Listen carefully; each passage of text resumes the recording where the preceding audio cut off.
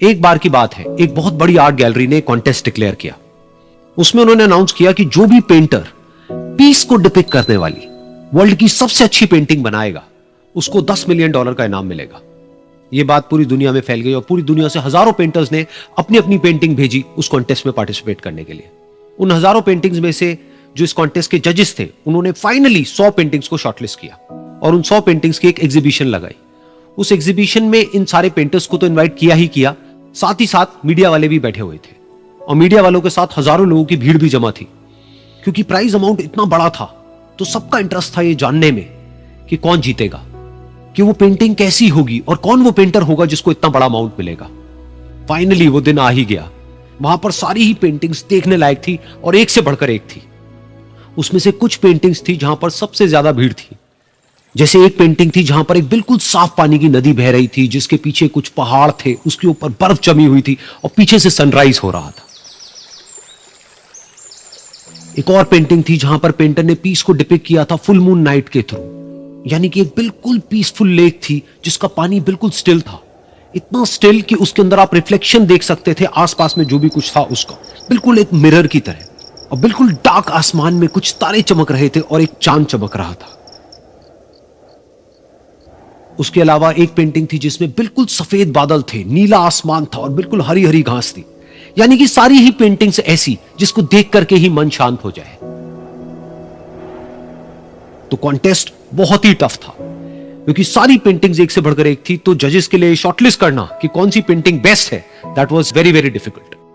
लेकिन वो मोमेंट आ ही गया जब जजेस ने अपना माइंड मेकअप कर लिया और एक पेंटिंग को इन सारी पेंटिंग्स में से सिलेक्ट कर लिया और उस पेंटिंग को एक बड़े से कर्टेन के पीछे रख दिया।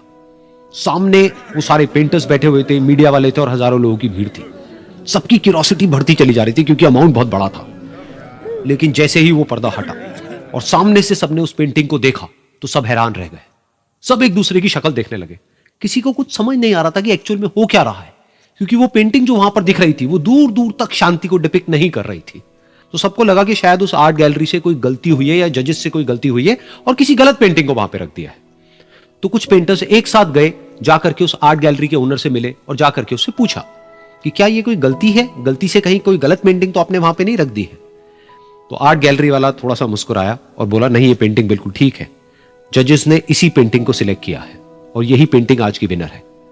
सारे पेंटर्स ये जवाब सुन करके गुस्से से भर गए और सबने मिल करके रिवोल्ट कर दिया। और ये देख करके सारे मीडिया वाले अपनी अपनी जगह से खड़े हुए और भागते हुए गए उस आर्ट गैलरी के ओनर के पास में और अपने अपने माइक्स उनके मुंह के आगे कर दिए। तो अगेन वो आर्ट गैलरी का जो ओनर था वो हल्का सा मुस्कुराया और उसने कहा कि मुझे कुछ बोलने से पहले एक बार इस पेंटिंग को आप लोग ध्यान से देखिए, थोड़ा पास से देखिए, शायद आपको कुछ ऐसा नजर आए जो दूर से नजर नहीं आ रहा है। क्योंकि आप सबने एक चीज तो देख ली कि इस पेंटिंग में आंधी है, तूफान है, चारों तरफ सब कुछ तहस नहस हो रहा है, आसमान में बिजली कड़क रही है, काले बादल है, ये सब तो आपने देख लिया। लेकिन एक चीज नहीं देखी कि इस पेंटिंग में एक घर भी है। उस घर में एक छोटी सी खिड़की है जहां पर एक आदमी खड़ा हुआ है।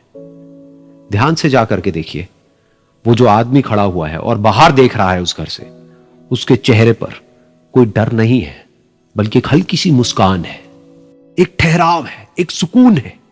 और यही है शांति का असली मतलब।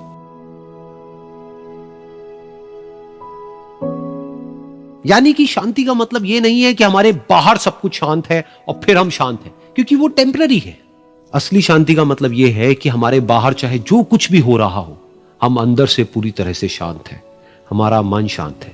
क्योंकि जिसका मन शांत नहीं है उसको चाहे आप कितनी भी सुंदर से सुंदर जगह पर ले जाकर के बिठा दो, वो वहां पर भी जाकर के दुखी ही रहेगा।